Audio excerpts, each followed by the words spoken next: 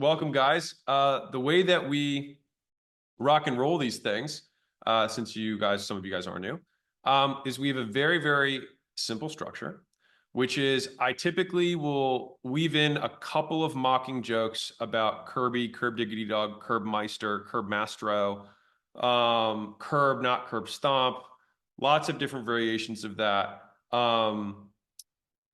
He's dating a woman, which was amazing news to me, so I was very happy for him. I won't share your news, but I feel like it is definitely worthy of the weekly call. Then I will normally hit him up and ask him for features. We obviously ship things all the time. I only highlight the ones that are like materially going to change your business model rather than like user experience improvements, easier categories and clicks and things like that. We then go into a very lovely, what I think has been affectionately called a rant of mine around a specific topic that is typically gleaned from you guys throughout the week. So it's like, what's the zeitgeist of the era? This is my hot girl summer. It's kind of like that, except it's not summer, it's a week, and it's not hot girl, it's whatever the topic is from the Skool Games community. And so I guess in some ways you could say it's nothing like a hot girl summer, but I think that's what keeps it interesting. And then the third and final portion of our beautiful time together is answers and questions and answers. It depends on what order you think in, but that is what we do. And we generally take them in reference to the rant topic. Fine, Leo, you want me to show leaderboard? I'm guessing because you're on the leaderboard that you want me to show it. I'll show the leaderboard. And I'll only do it for you, Leo. All right, everybody, ready for the Skool Games leaderboard? I'm sharing my screen. There's the leaderboard. Yay. Monthly. So it's what, December 9th? This looks like we've got actually pretty standard numbers here. So in the last few, we've had like super high outliers at the top. This time, less so. So kind of interesting there. And so for those of you who are new, you can see a lot of interesting things. We've got barbering, painter, market, no idea what legacy is, some sort of academia stuff. I'm guessing something with golden capital. Don't know what that means. Fuck it lister. Very interesting, very highbrow. Oscar has a community about Oscar, which, hey, checks out. Some stuff with ads and funnels, and then something about sales. So I'm guessing this is you, Leo. Just getting in. Edging yourself in by $3 from Kyle. $3. Hairs of dolls. Okay. With that being said, and I feel like this is probably befitting. And so I will make, I'm going to make an interesting, you'll see where I'll take this. Okay. So I think information marketers get a bad rap. And I think that bad rap is justified. And the reason for that, and so like if you think about career choices in life, it's like you've got like, in terms of social rules, it's like you've got porn, right? And then like right above that, you've got info marketer. It's like and then like maybe like car sales, you know what I mean? Then maybe like insurance and mortgage sale, like, you kind of work your way up the ladder until you're eventually at zero when you're doing manual labor. And so I would say all of those are below that. I say this somewhat in jest, but also somewhat seriously, which is that these industries, specifically information, tend to have a bad reputation. And I want to explain a way of thinking through this that I think may help you prevent you from falling into that trap. But at least I think understanding the landscape better will make everyone here more money and doing it the right way. So number one is, let's imagine we have 4 cows, okay? So cow number 1 is unmarked. And we would probably treat that cow like any other wild cow that we find, which if we were a rancher, for example, we might capture the cow, we might let the cow go. And what we would do would be predicated on our history of dealing with unmarked cows in the wild. Our second cow that we encounter has a brand on it. that we literally seared into the side of the cow that has some logo on it. Now, there's 3 permutations of what can occur once you see that logo. So permutation number 1 is that you notice that it has a brand, but you don't know who the brand belongs to. And so what would occur is that you would treat that cow the way you would treat any cow that is owned by anyone. And so basically it would generalize how you treat other people's property is how you would treat that cow. It would be generalized to that series of rules and behavior. And if you're like, how does this have to do? Just hang on. The third cow is a cow that you do recognize the logo and you hate the person who owns the logo. Now, in this instance, you would change what you did. You might steal the cow. You might kill the cow. You might purposefully not take the cow back to the owner because you hate that guy, but it would change your behavior. And then finally, cow number 4, let's say you love the owner. If you love the owner that logo represents, then your history of dealing with that past owner and their belongings is how you would treat the cow. You would maybe just take it right back to them, and you'd take it back to them and you'd clean it and you'd make it nice because you want to do good by that owner. And so there's 4 basically possible situations that can happen with brands. Now, many of you are in the situation where you're cow number 2, which is that you have a brand. And the thing is that no one recognizes your brand. And so then they will treat you based on how they generically treat people who have your style of business. And so the way they treat you and perceive you will be related to their experience dealing with other businesses like yours. And so sometimes you'll deal with people who have never bought anything in the information space in general. Now, I like to delineate information and education because I think many people are in the information space. And I think the information space, by and large, does a disservice to humanity. I think that the education space is a very good thing, and it's fundamentally how humanity moves forward, because the goal of education is to change people's behavior. And so if you get into this game with the hope of purely making money, you will probably fall into the information space and make greater and greater promises and deliver fewer and fewer results. And by consequence, you will proliferate, you will continue on the legacy of your forefathers that have bad reputations. And that bad reputation will catch up to you, but you will probably quack, walk, and talk like other people that scam people.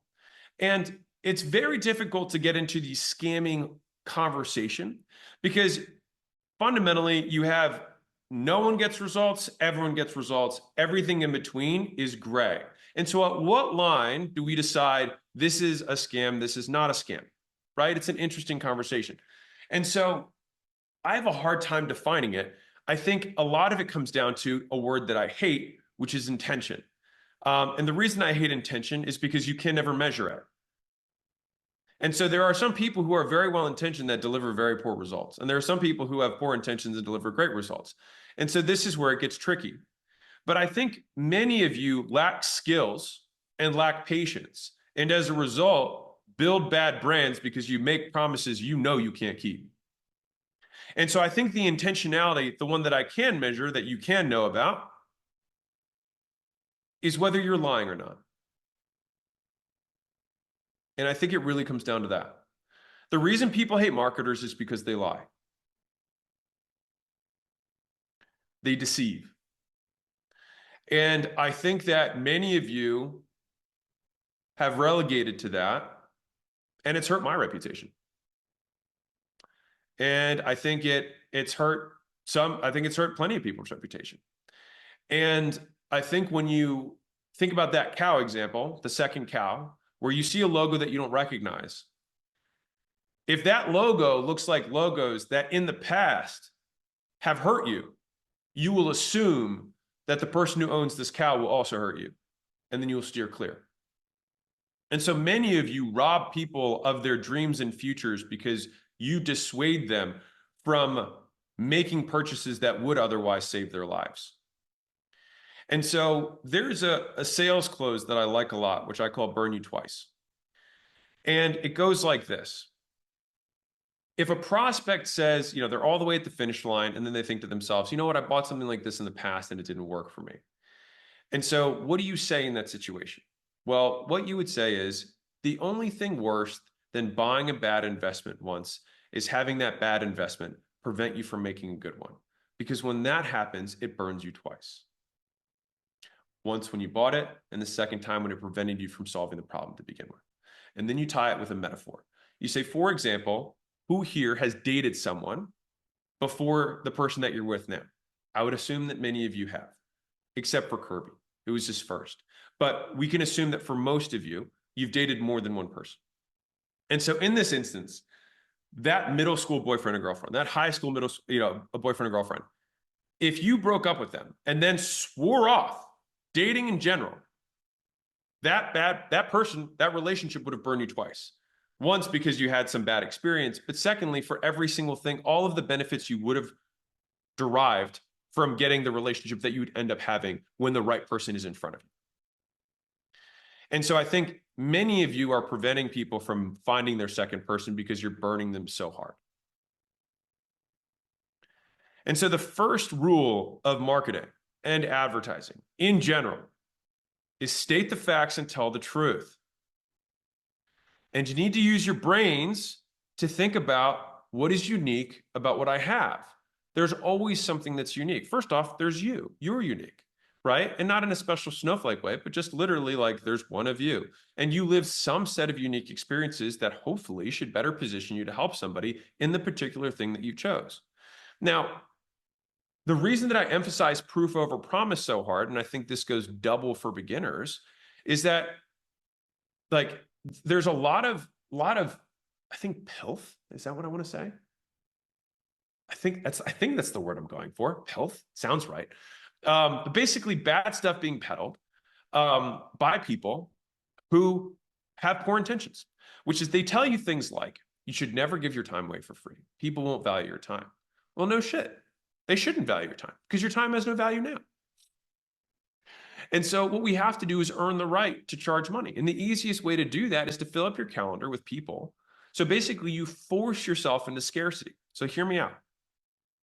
You deliver services such that you cannot physically do anymore, which means you have to keep seeking out people, keep giving stuff away for free such that you can't give any more to any more people any way possible because you're already maxed out. At that point, you will have cut supply. And what happens when we cut supply if we have any amount of demand? Price goes up. That's why it's on the logo of acquisition.com. It's the strongest force in all of economics, supply and demand. And so if you don't have a lot of demand, what do? You decrease the price to take people in. That then cuts your supply because you're meeting this demand. And so your remaining supply shrinks and shrinks.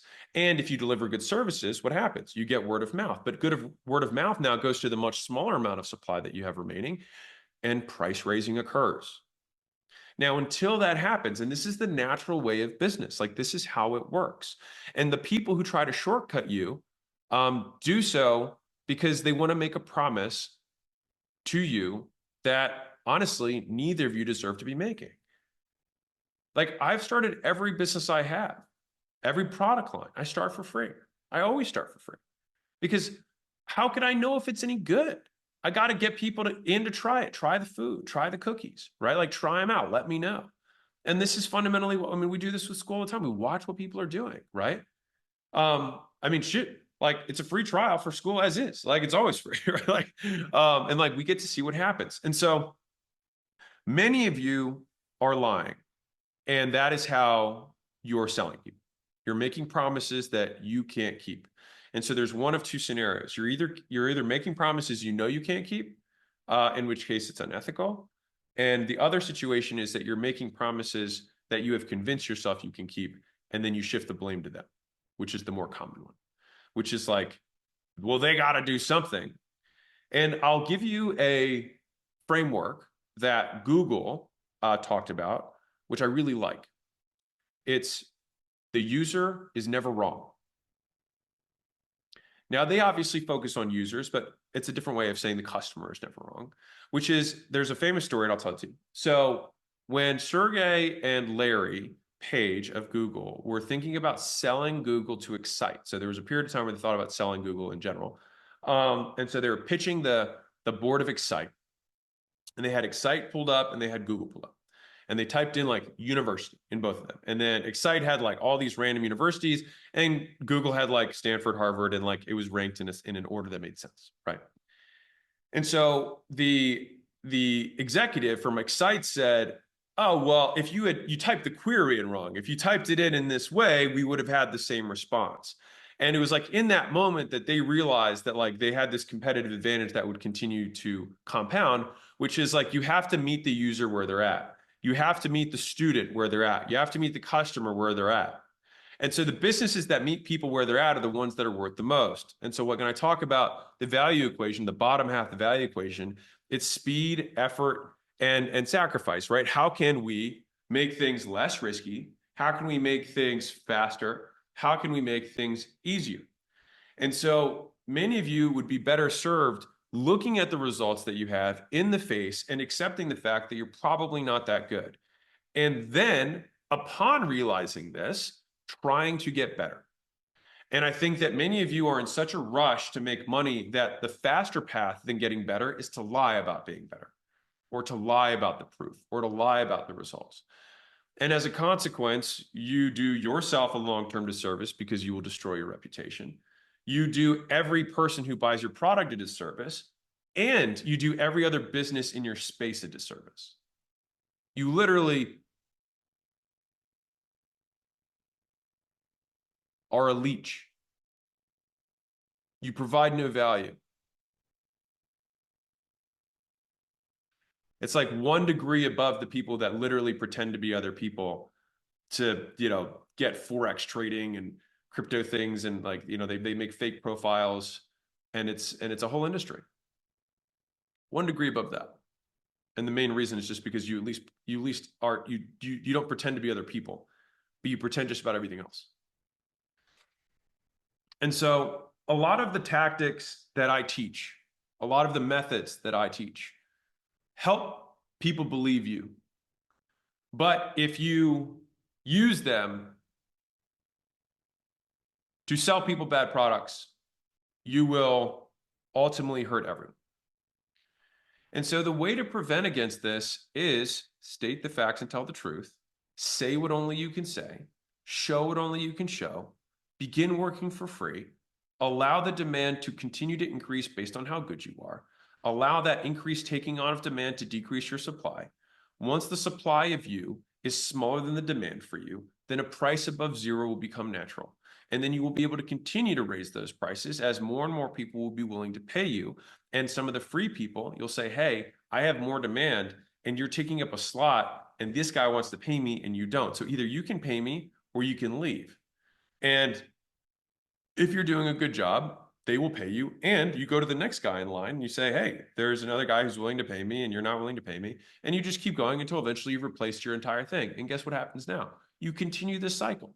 You keep going because now the next wave of people, if you do a good job, these guys are paying you $100 a month. The next guy said he's willing to pay $200 a month. So then you replace one of your hundreds with a 200 and you keep working your way, right? And this is the beginning of things.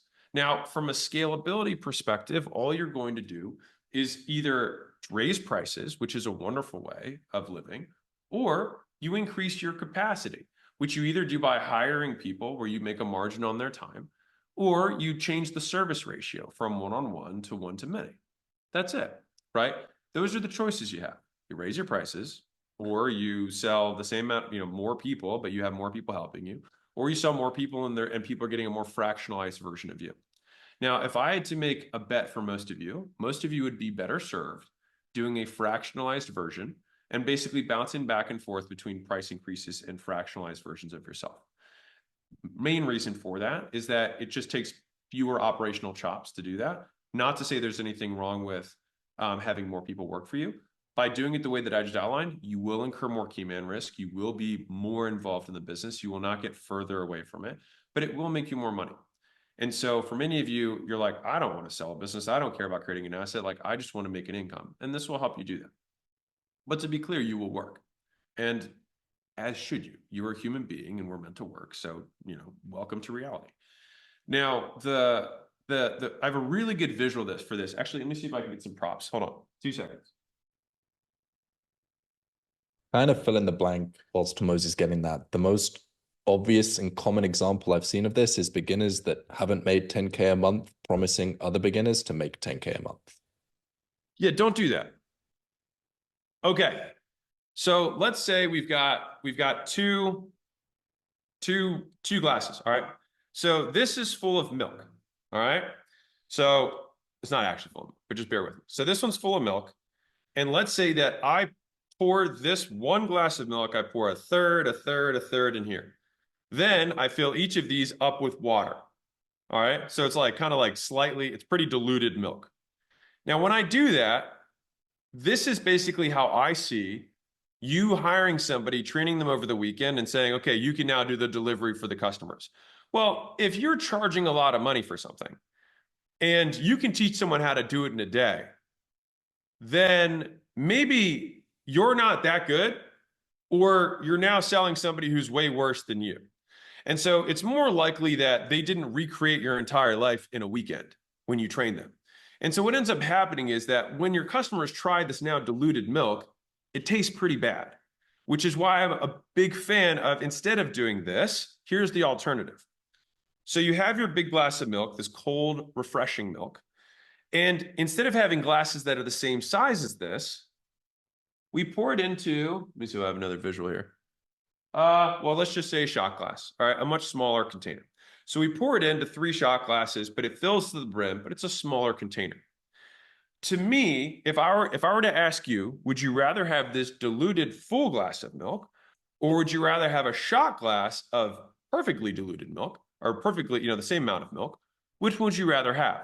Probably the shot glass. And so that is basically the difference of a fractionalized version, you going one to many, you going 1 on 4, 1 on 6, 1 on 8, is that you, and this is where the 201 version of this is, that you just have to keep getting better. So that when you get fractionalized more and more, it's still valuable. Does that make sense to everybody? And so I think for many of you, you would be best served not trying to hire tons of team. Of course, there's a time for that, but I think for many of you, it's not right now. And you'd be better served just getting better. And when your demand exceeds your supply of your time, you raise your price. And when it continues to exceed the supply of your time, by the way, when this occurs, you're already in the top 1%. It's like it's getting in the top 1% is rare, not difficult. So it's rare, but it's not like it's complex. Like, it's very simple. And the reason that people can't do it is literally because they lack patience. Like, you can trace very clearly how successful someone can be based on how long they can delay gratification. It's really it. Like, the reason people think that writing a book is an accomplishment is because it's basically pure punishment for a year. And then you get like $20 for a book. Like, it's like the most punishing experience you could possibly imagine, right? And so most people can't do it. Not because writing that many words is somehow complex. It's just that people can't stick with things, right? And so Kirby and I were just before this, we're looking at some of the stats from the 100. And what's interesting is that we had, I think, a third of the people in the 100 had never made $1 ever in their life, right? And basically a little bit more than a third, or a little less than a third of the people who made no money were the ones who asked to get excused out. I don't know the exact stats, guys. But yeah, let's just say roughly that.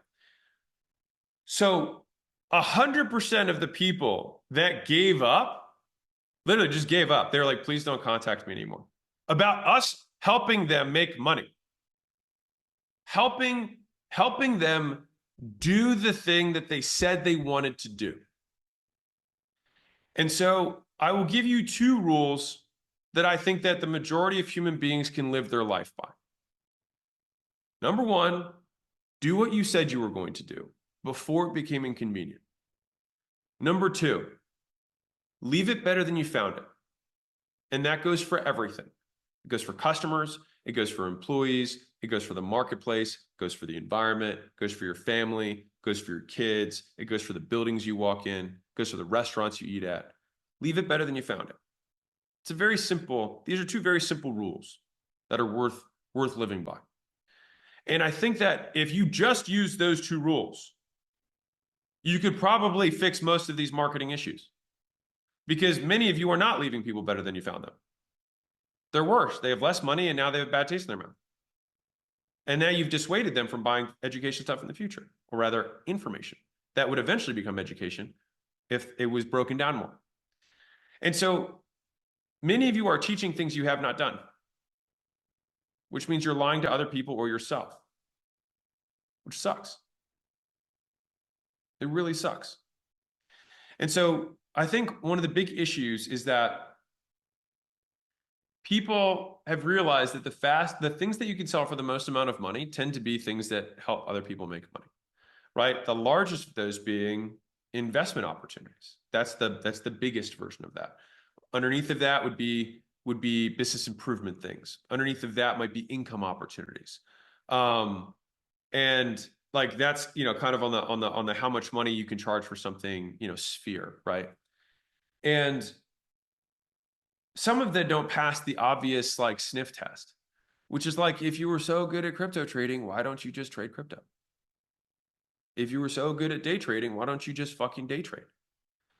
And like, I get the silliest answers from the people who say that, like, who are doing this. They're like, well, I just wanted to impact people. It's like, no, you don't, man. Dude, it's fucking, no, you don't. Just stop. You don't.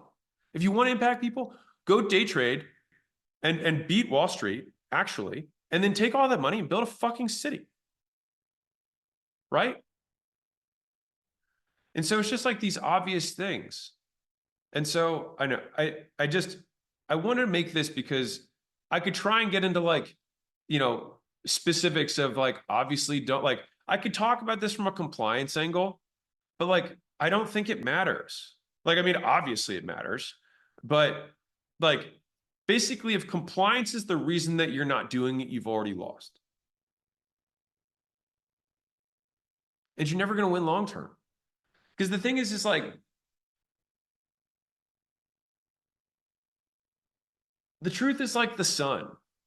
Like it always comes back out, like eventually. And so like you will get discovered. Like you will get discovered. And it's going to be painful. And then you know what really is going to happen? Because I've been around this world for a while. You'll just fade into nothing. It's rare that you get like truly cracked down on. More often you just ruin your reputation. And because you're not that good, you don't know how to advertise more. And so you just basically burn the people you know. And then everyone who knows you burn. And they tell everyone else. And then you have a lot of false smiles when you show up to places, and people kind of like, and then when you walk out, they all say shit behind your back. And it's kind of a tough way to live. And so I say this as a cautionary tale, because you can win if you just focus on providing value. Just help someone achieve what they want faster, risk-free, and easier. That's it. Those are your vectors. How to make it easier for them, how to make it less risky, and how do I make it happen faster? And the easy way to make something less risky is charge less for it or charge nothing for it in the beginning. And that's okay.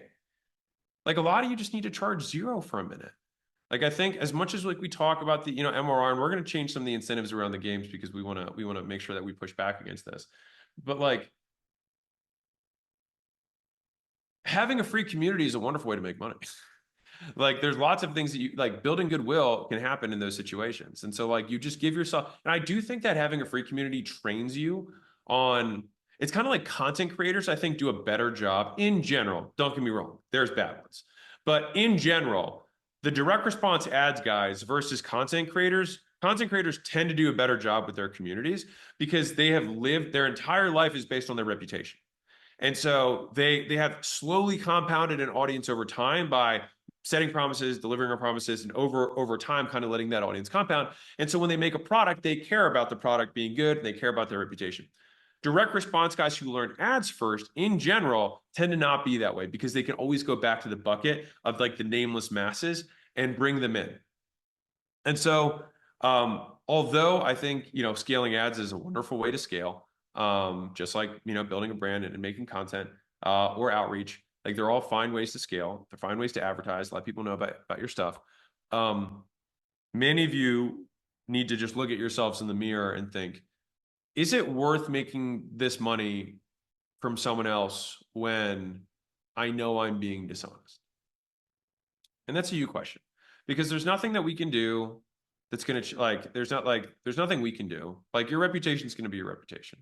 And in all honesty, it's very low likelihood that my little talk right now is going to change anything. But I have this here more so I can say, I told you. So with that being said, I think this is the reason marketers get a bad rap. And I do my very best to try and reverse at least part of that trend by being a better marketer and out marketing you guys. So that I can say like, no, education is a very important thing. And, you know, it's tough for me because I'm a product of this space. You know, I bought lots of courses. I bought lots of conferences, you know, masterminds, things like that. I bought a lot of them. And of course, every single person I've ever bought anything from has claimed that the entirety of my success is from the one thing I bought 18 years ago, but that I didn't log into. I'm kidding. But I say this because like it's a space that's near and dear to my heart because it's how I learned what I know. Obviously, reality is the other teacher that I learned a lot from. And a lot of times these little things were things that would fill in the gaps. But I think part of it for me is that I never had big expectations of people. So some of the people that you sell to are naive, you know, and I would like, here's a really good test. If your grandmother or someone who you care about was in your marketplace, would you sell them? Like I refer everyone I know to Skool because I think it's a great fucking product. That's why I did it to begin with. That's why I made the investment. That's why I'm here, right? Like I think it's a great product. But the thing is it's a tool. It can't change who you are. And so we'll just amplify your ability to help people or hurt people. It's a platform. And so it would just mean a lot to me if the reputation of Skool was based on people who really helped a lot of people and priced their services according to value. And if like the thing that you're actually good at is like, you know how to like pickle mason jars and like store food, then guess what? Couple options. Option one is you can make your group free and then just sell jars and stuff. Like you don't have to monetize the group. Like you can just sell, you can make money other ways besides the actual media and the community within. So point one. The other point is that you might have a group that's like $5 or $8 a month. Like, and that's fine. And is it going to be the same as getting to $100,000 a month or $1 million a month? No. But like, those are the skills you have. And it's an honest living because you're doing what you actually can provide value to someone for. Whereas if let's say you are good at the jar making thing, but you find out that people will pay more for someone to help them run Facebook ads, but you've never run Facebook ads before, and then you pretend to be able to run Facebook ads so you can charge someone $1,000 a month. Well, sure, you'll make money pretty quickly. You'll also stop making money pretty quickly too. And so like if some of you have a little bit of this guilt as you're listening to this right now, what I would like you to do is go to your About page, look at the promises you make, ask yourself if those are actually true, and if they're not, delete them. And if the price that you charge does not reflect the value that you actually provide on average, not the one person you one time helped, but the average amount of value that you create, then you should probably adjust your price and make it reflective of what the average value you create is. Because let me explain to you why I think because I already know your rationalization. I'll tell you what it is. You sell 100 people. One of them is successful. And then you take that one success story and then you market the hell out of that one success. Here's the thing. If I flip a coin, all right, I flip a coin, 50-50, heads, tails. I'm going to get heads or tails. Now, if I flip the coin again, I'm going to get heads or tails again. Flip it again, heads or tails again. Now, here's where it gets nasty. Let's say I've got an email list of 1,000 people.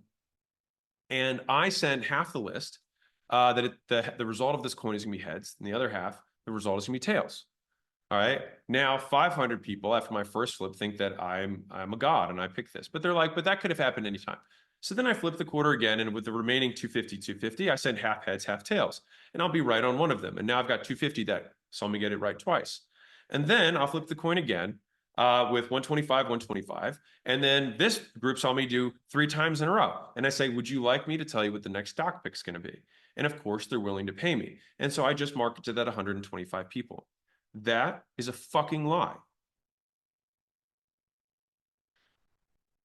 Were you right, or was it chance? If I randomly segmented 100 people who are all trying to make money online and I just tracked them and did nothing for a year, one of them would be in the top 1%. And fundamentally, the vast majority of people that I bought products from, I am that person for them. And so if they were good, all of their people would have seen success. But because they are not, it's up to the person to have created their success, not you. And then you just lucked out because you picked them. And so I think appropriately attributing where success came from for many of you would get you out of the delusion that you somehow are helping lots of people. And so track your average results. Track the percentage of people who make $1. Track the percentage of people who actually pickle their jars. Track the percentage of people who actually finish their first painting. Track the percentage of people who do a kickflip in your community, whatever it is. Just track it because it will tell you the truth. Like the data won't lie to you. Oh, I'm actually only 10% of people are doing it. Okay, geez. Well, guess what? You can also say that 10% of people are able to do a kickflip in my program, but it's $5. So you got a 1 out of 10 shot. Not bad, right? Now I've got a more advanced program where it's 1 out of 3, where I help and I watch the videos. Now it's reasonable. And that's why my favorite way of advertising is state the facts and tell the truth. Like when you see the ads for Skool, I'm like, here's the median. It's $1,360. It's not going to make you the richest man in the world. You're not going to be in the Forbes list. You're not going to be the richest man in your neighborhood, right? But I'll help you get started, right? That's the median. That's the average, excuse me. So like when you like just track results and then say what they were. And then that way you don't have to promise anything. You just say, this is what has happened. I make no promises for you. And so for those of you who are curious, I'll give you the 80-20 of compliance. Promise nothing. That's the 80-20. Say what has occurred and say that these are the things you will do, and they can take the shot on their own. So if I said I built 3 companies to $100 million plus net worths, or enterprise value, right? If I built 3 companies to that, and this is what I plan to do with your business, would you like to do it with me? I make no promise that you're going to do that. I say what I have done, what has happened, and the people who we work with, let's say the founders on average get a 13x return on equity, which is what it is, right? That's what has happened. I'm not saying it will happen for you. I'm saying that's what has happened. And if that feels like a chance you're willing to take, then let's rock and roll. If not, no worries. Because if you expect me to promise you that this is going to happen, you're expecting me to guarantee something I cannot control, which I won't do because it hurts my reputation. And so for many of you, like this is what you need to double click into. You need to actually look at the results that you're getting. You need to actually talk about what they are, talk in terms of percentages. And if they're embarrassing, guess what you get to learn? How to be better. And some of you don't even want to track it because you know the numbers are terrible. But I can promise you that literally just by tracking it, they will improve. Because one of the little isms that I have in my sales team is if you don't track, you don't care. And I think many of you are in that boat. You say you care. Because it's very easy to say you care. It's very hard to show you care. Saying you care takes 5 seconds. I just said it. Actually showing you care takes hours and hours of work. And so many of you just do your virtue signaling and saying that like, oh man, we're by far the best in the market. No, you're not. If you were the best in the market, you'd be the biggest in the market. This is like obvious stuff. I hear this all the time at the school that we're way better than everyone else. I'm like, dude, you're making 20 grand a month. You're not the best in the fucking industry. You're not there. It's a $20 billion industry. You're not the best. You're not. There's no way you're the best. Like, and you have to confront that. You have to be able to look at yourself in the mirror and stop deluding yourself. And I say this just because I want everyone to win long term, not short term. I want you to win long term. And it's hard because it takes a while. And what you realize once you actually get into it is there's so many things you don't know. And it's just, there's such a steep learning curve. And like the easiest proof of this is that when we ran the 100, we had 3 groups. We had groups who had never made money ever in their lives. We had a group who had made money elsewhere, just not on Skool. Like, you know, you're a plumber, you're a painter, whatever. Like you've made money before, just not on Skool. And then the third category is people who'd made money on Skool and wanted to make more. So we had kind of like three different versions of this. Made money on Skool already and made more money, duh, 100% of them, like that was like, because they already had the skills, we just did more, did better. With the people who already had made money elsewhere and came on Skool, they all made money. But the people who had never made money before, I think we got whatever, 2/3 of them, you would know the math better than me, but somewhere in there, it might be a little higher than that, to make money. But still, we had the people who did nothing. And the numbers of that group were smaller than the other 2 groups. And the reason for that is because they went from zero, like going from none all the way to dollar, like dollars plural coming across is so many skills. And they're just lots of small ones. It's like, okay, like it's easy to say, okay, just do outreach. Oh, just do content. Oh, just run ads. Oh, just get affiliates. Like these are easy to say. But there's 100 tiny things underneath of that actually make the skill set of knowing how to use affiliates, how to actually do outbound at scale, how to close, right? These are all different skills. And so state the facts, tell the truth, say what only you can say, show what only you can show, track like you mean it because you should, show that you care, don't say that you care, look at the results of your customers, talk about what has happened, don't promise what will happen. And at the end of the day, the thing you're building, the real asset is who you become, not your MRR. So that's what I got for you guys today. All right, let's dive in. Let's do some A's and Q's.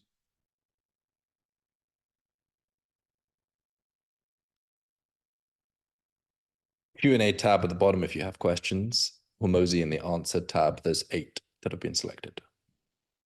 All right. Alexander Petkov. Since I shifted my focus to building a broader sales community instead of niching down into SaaS sales, I keep thinking about your advice, one avatar, one channel for first 100K. Okay.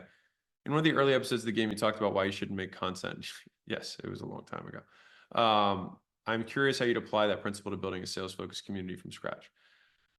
So it was my 8th podcast, and I keep that stuff up there because I don't want to sugarcoat anything. You know, like I don't want to curate my past. I think the coolest thing that I hope to accomplish is literally having documented everything from 0 to 1 billion.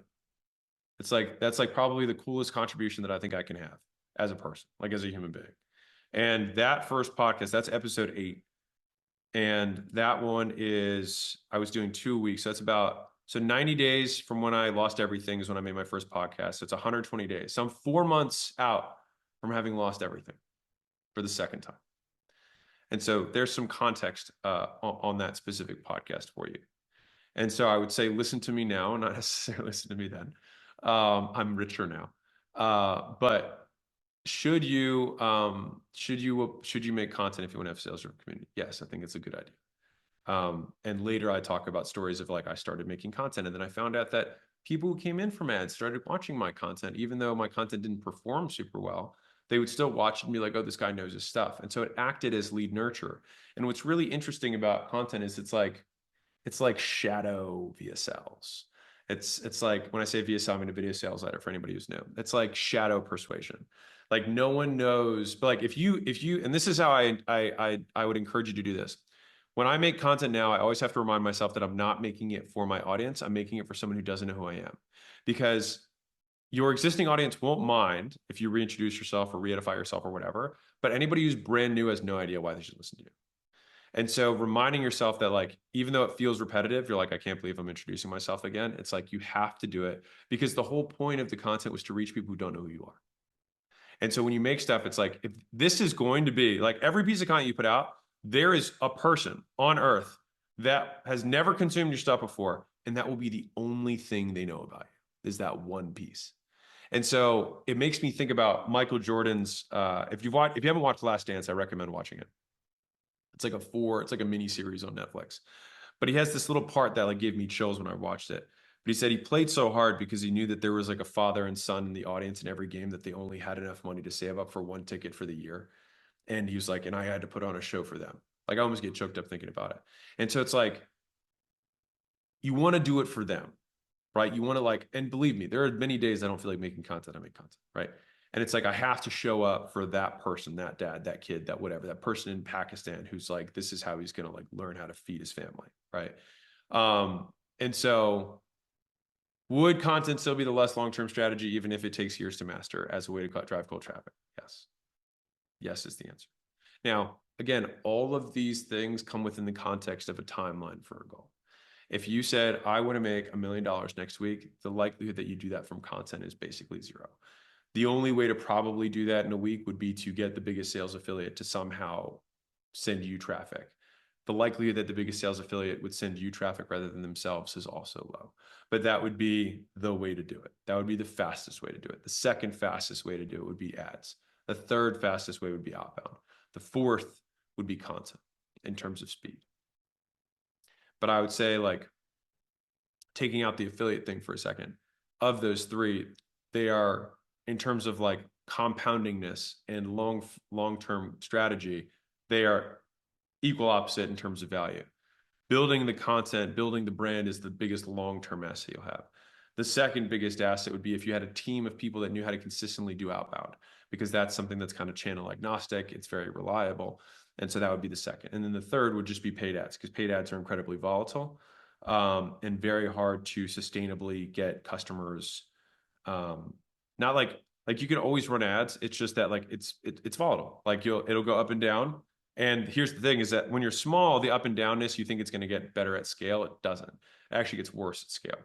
So when you have two sales guys, if your ads underperform by 30%, each guy is like 85% full. Not a huge deal.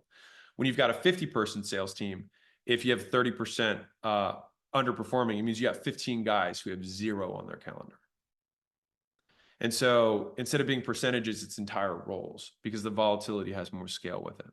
And so that's why having other acquisition channels is so important as you scale, because it also adds, it decreases the volatility, adds smoothness to your sales, makes it easier to scale because you can hire people more reliably, knowing when you're going to need them predictably. So I'm going deep on answers, which based on y'all's feedback, you prefer that to the rapid fire. So that's what I'm doing. Donovan Campuzano. How would 23-year-old Mr. Hormozi, the consultant, leverage Skool to be at the success? Well, honestly, I basically did this. Like the first business I had was essentially this. I had a Facebook group. Like this was my first business. It was just that, like, just I didn't have school. So it was like a Facebook group. And then I emailed people their workout plans and their nutrition plans. And then I said, text me if you have any questions. Like that was it. That was my first business. I got 20 guys to pay me $200 a month. It was $4,000 a month. That was like, that's how I quit my job. So like the reason I'm here, guys, like the reason I'm here, the reason I decided to push Skool and expose it to everyone in my audience was because this was the path that I followed. Like it was a great first business for me. And it's super easy. Like in terms, like all business is hard. But if you were doing, advanced logistics, it's harder, right, than this is. All right, Taha. How would you build your fitness brand if you were to start from scratch in a world there's already so much fitness online? Well, good question. So brands are built on the aspirational. And so basically you can be relatable or aspirational, and typically the magic is between the two. And so it's not just being the strongest man in the world or the most aesthetic bikini girl. It's that and liking donuts and being cool, right? It's really being able to pursue the aspirational. Like John Meadows was a huge bodybuilding guy. He died, unfortunately. Great guy. He was a gem. But he famously took like 13 years to get his pro card. And he was just like the forever underdog. And he just kept competing and kept competing, kept documenting, but he was like a cool guy. And he just shared, he had a very, if you guys know who Sam Sulek is, who's kind of like the new, like he's the younger guy in there.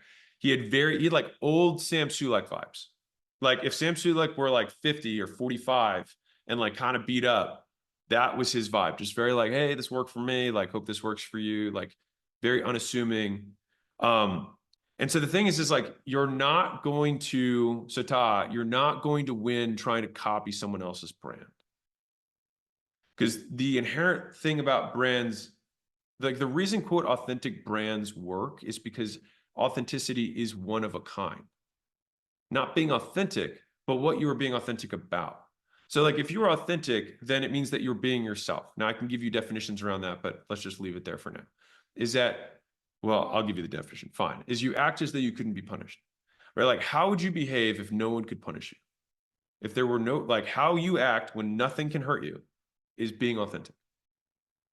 And so if you behave in that way, then people, that will be unique because A, very few people are authentic in general. And B, even if they were, they'd be different than you. But when you try to be like, I kind of want to be a mix between, you lose because you're just going to do worse at both. You're not going to be a different Sam Sulek. You're not like that spot's taken, right? So you got to just do you. Like, are there any other private equity guys that are also jacked and, you know, wear wife beaters and also have like relatively nihilistic views of the world, but tend to have upbeat demeanors for the most part? Like, is there? I don't know, maybe, but like, it's not a very populated field there, right? But if I was like, oh, I'm going to try and be a mix of, you know, Andy Frisella and Ed Milet, and like, no, it's like they're them and they have their own style, and like, be you, right? Otherwise, I'd have to be like, oh, I got to get all tattooed. You know what I mean? I have to get the short haircut on the side. You know, maybe a couple of those ridges in there. Slap the Rolex on. Get one of those big bulldogs, you know, with the chains around. And I'd have to like take pictures in front of my McLaren with the sun, like, and then that would be how I'd, you know, be unique, right? It's like if you can buy the way you look as a Halloween starter pack, probably not the best way to go about building a personal brand. Just be you. And I think part of this comes down to most people don't even know what being them is because you took your personality off the shelf pre-made. You're like, oh yeah, shoot, I'm 35 now. Should I get into barbecuing or IPAs? Ugh, like so tough for me as a white man to figure out what my little hobby is going to be, right?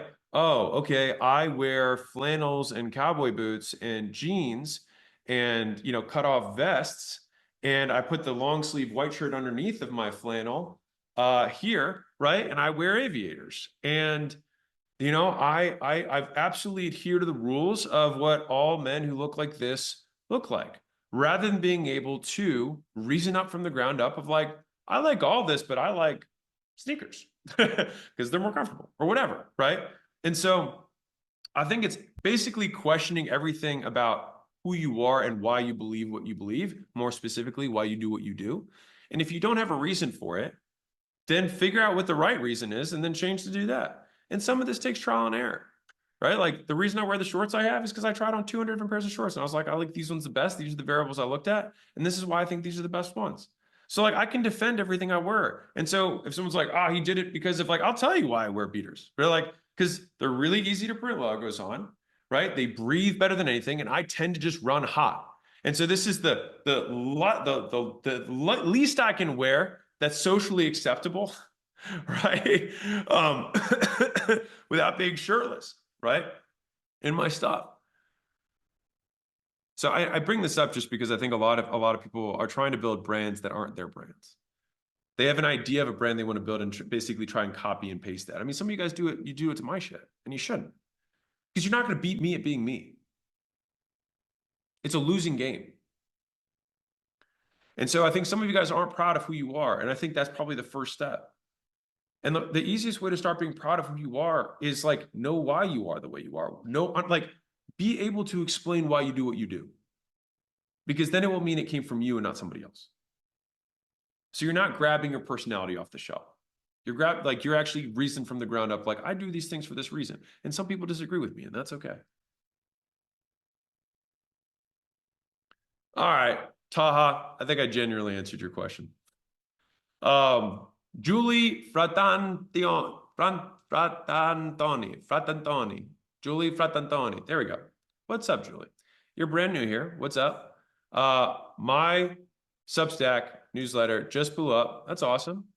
That's awesome. Trying to decide how to bring them over here since some of them are already paying $1 a month or $80 a year on Substack. Offer bonus content. My next step is to launch online course challenge. Whereas why I'm here. 2, makes brain health. No, I think you would be better served. Okay, this is a really good question. So Julie, first off, congratulations on the explosion. It means you're doing something well. Probably something got shared in the rest of the stuff you had. People were like, oh wow, our other stuff's good too. So like, congrats. What I would do is actually chunk up to the problem you solve or to the avatar you serve. All right. So think about it like this, like you say, like brain health, focus, sleep, memory, stress. Okay. So you're a neuroscientist. So chunk up to like think about, this is not me saying be like them. So like you look at Atia, you look at Huberman, there's a huge amount of interest in the longevity, space in general. I think the fact that you're a neuroscientist is like huge, to be honest with you, like very major overall. And so it's really going to be a unique take on people living a better life. Like that's obviously super generic. But I think what will make it unique is less the information. Because like if Huberman does a breakdown on a new research paper, and so does Atia, and so do you, this is where your brand comes in. What is different about your breakdown than theirs? Because it's not like you're going to have access to different science, right? Like you have access to the same information as them. So the thing, like your unique way of communicating things, your values, the quips that you make, those are the things that like are going to make your stuff different overall. But TLDR, if I look at, I don't know what your stack is because I'm actually just about to be done on time, but you want to figure out what your promise is. Like what are we promising by them learning all this stuff from you? Like, is it that they get, yeah, I mean, that's the big one. So I appreciate you all. For those of you who scam people, I hope you leave. And I hope you never come back. Otherwise, be awesome. Have you ever looked at yourself in the mirror and thought, wow, I should be further ahead by now? If you're trying to make money online or start your first business and feel overwhelmed, you're not alone. Every day you see other people succeeding and you wonder, why am I not succeeding? Maybe you don't like your job or you're unfulfilled. You want to do something you love and make money, but you feel stuck, bored, confused, or maybe all three. I get it. I spent years in the exact same spot, afraid to fail, but ashamed of being afraid. And it wasn't until I paid another business owner to teach me how to run a local business that I felt comfortable starting my own. He showed me the ropes and gave me the confidence to start. And after scaling my local gym chain from learning this stuff from him, I started a company called Gym Launch, which I sold years later for $46.2 million. Now what I want to do is repay the favor. I want to show you the ropes the exact way that business owner did for me.